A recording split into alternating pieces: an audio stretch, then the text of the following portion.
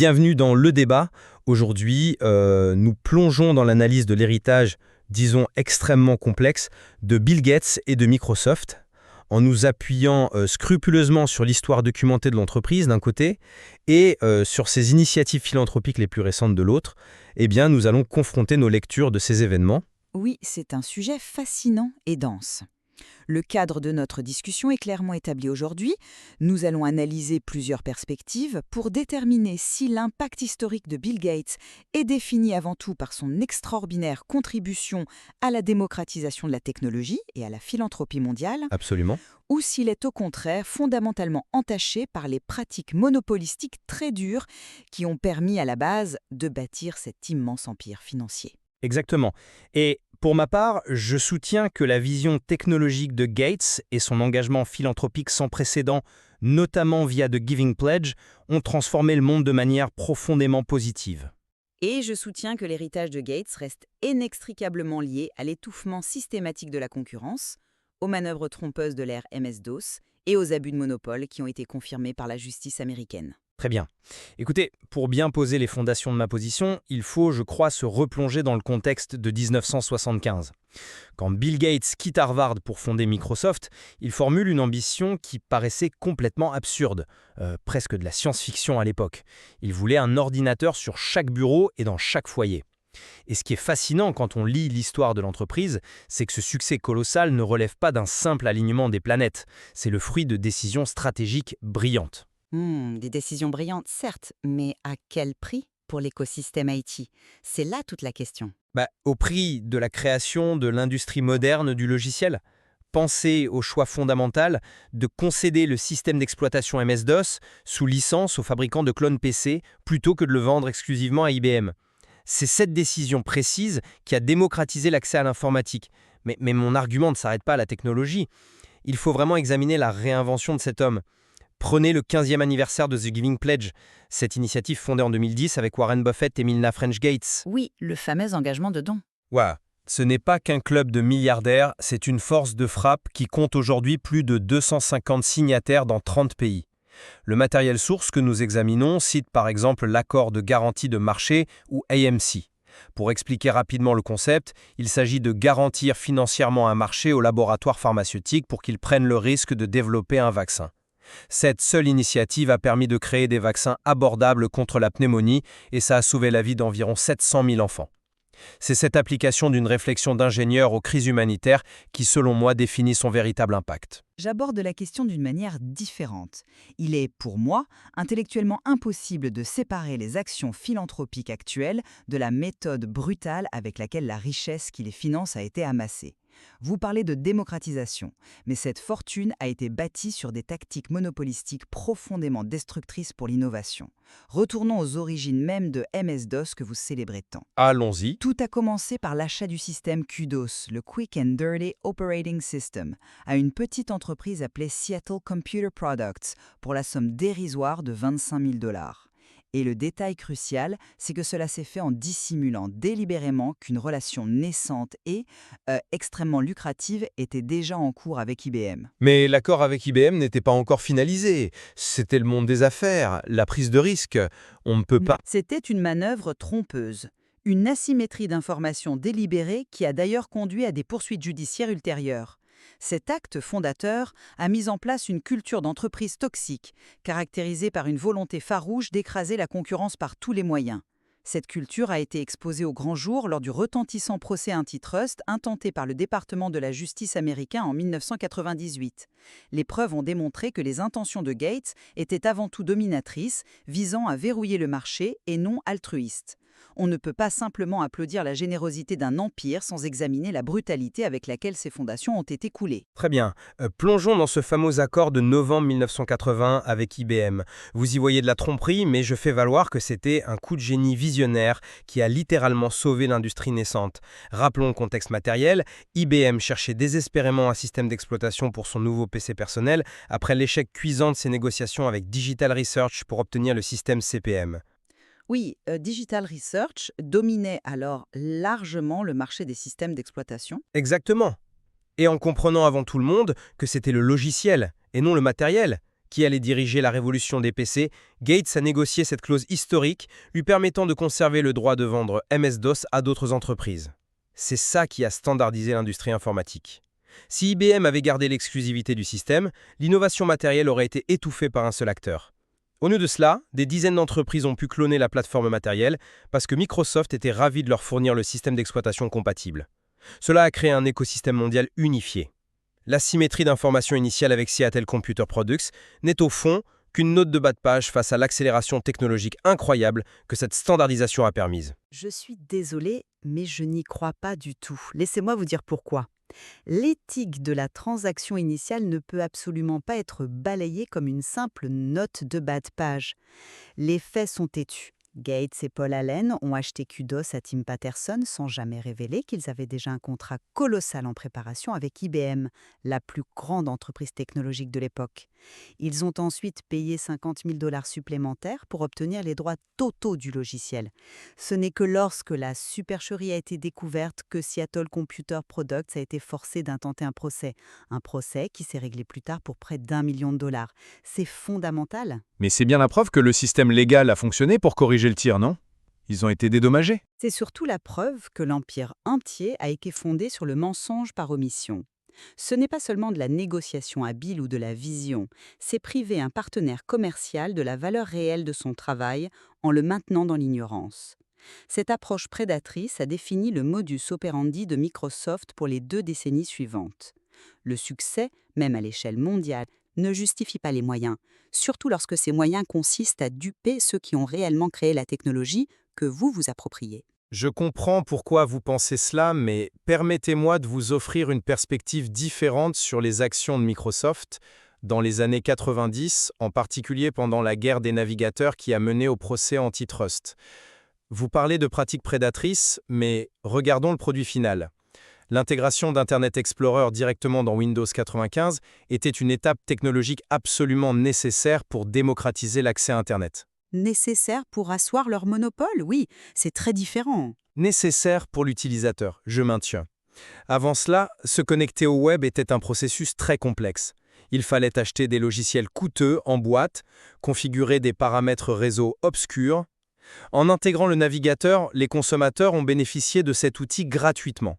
C'était une évolution logique du système d'exploitation, tout comme l'intégration d'une interface graphique ou du support multimédia l'avait été auparavant avec la série Windows 3.x.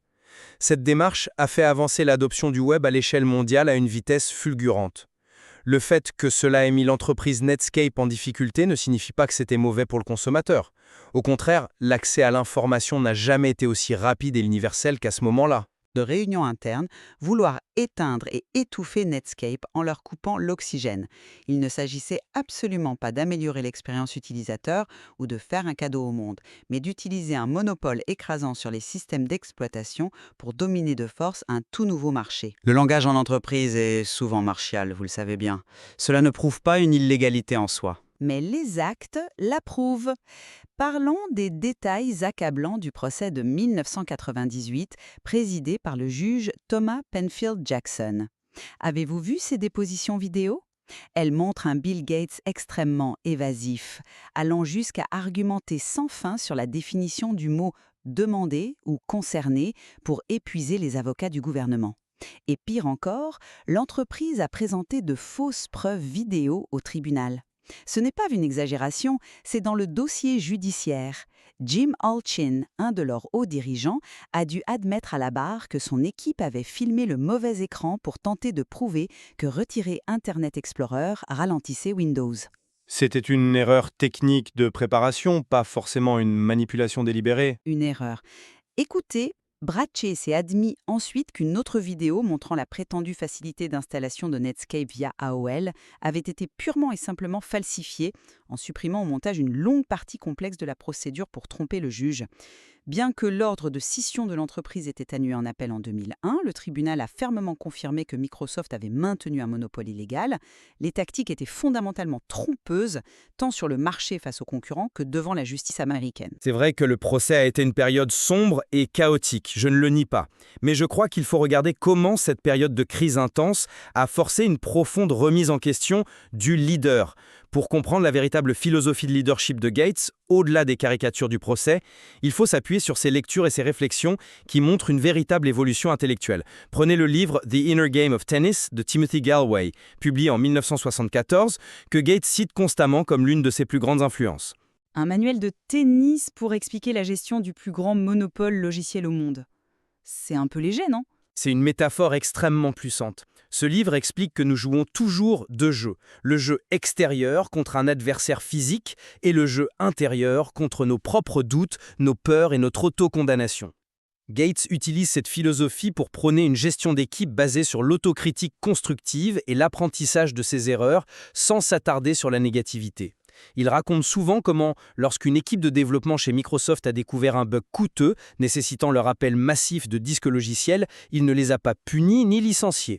Au contraire, il a salué leur honnêteté immédiate et a orienté toute l'équipe vers la recherche de solutions structurelles pour l'avenir.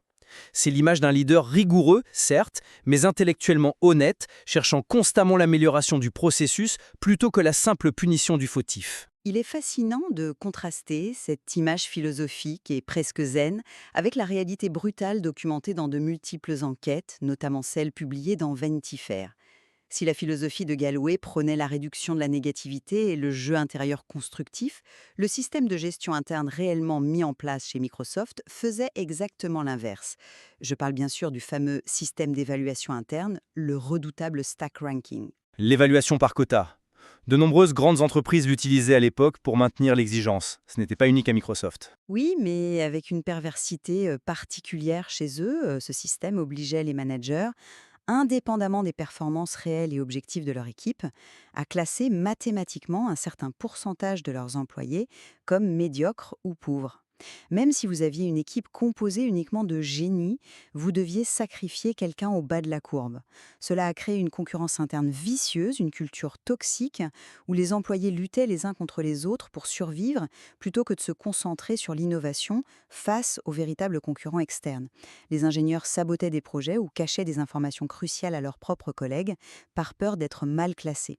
On est très loin de l'environnement sain et constructif de l'apprentissage par l'erreur dont vous parlez. C'était une arène de gladiateur qui a finalement étouffé l'innovation chez Microsoft pendant des années, notamment sous l'ère de Steve Ballmer, leur faisant rater des virages monumentaux comme les moteurs de recherche face à Google ou les smartphones face à Apple. C'est un point intéressant, bien que je le formulerais autrement. Les défis structurels immenses d'une méga-entreprise de plusieurs dizaines de milliers d'employés ne définissent pas l'entièreté de son héritage moral. Je ne suis pas convaincu par ce raisonnement, car il ignore complètement la seconde moitié de sa vie. Je fais valoir que la trajectoire post-Microsoft de Gates rachète et transcende largement les controverses commerciales des années 80 et 90. Son évolution vers la philanthropie est d'une ampleur véritablement historique. Considérez le concept central du livre Infectious Generosity de Chris Anderson, le directeur de TED, un ouvrage que Gates soutient très activement. L'idée d'une générosité virale à l'ère numérique, oui. Oui, l'idée est de transformer la générosité en une action catalytique massive. La fondation, suivie de The Giving Pledge, incarne parfaitement cette philosophie. D'ailleurs, la vitalité de cette promesse est intacte, puisqu'elle accueille 11 nouveaux signataires en 2025. Parmi eux, on trouve des figures de proue de l'innovation, comme Noubar Afeyan, cofondateur de Moderna, et Cameron Adams de Canva. Ces esprits brillants s'engagent formellement à redistribuer la majorité de leurs richesses. Chris Anderson calcule de manière vertigineuse que si la promesse universelle de dons était adoptée par tous les milliardaires à grande échelle, elle générerait plus de 10 billions de dollars par an. Imaginez la puissance de feu pour résoudre les crises mondiales. Cette mobilisation de capitaux pour la santé publique, l'agriculture et l'éducation, orchestrée par Gates, a un impact positif concret qui dépasse de très loin les anciens litiges commerciaux de l'ère du logiciel PC. C'est un argument convaincant. Mais avez-vous pris en compte le pouvoir démesuré que cette dynamique confère à des individus non élus sur les priorités mondiales ? Certes, on ne peut pas nier les résultats matériels immédiats.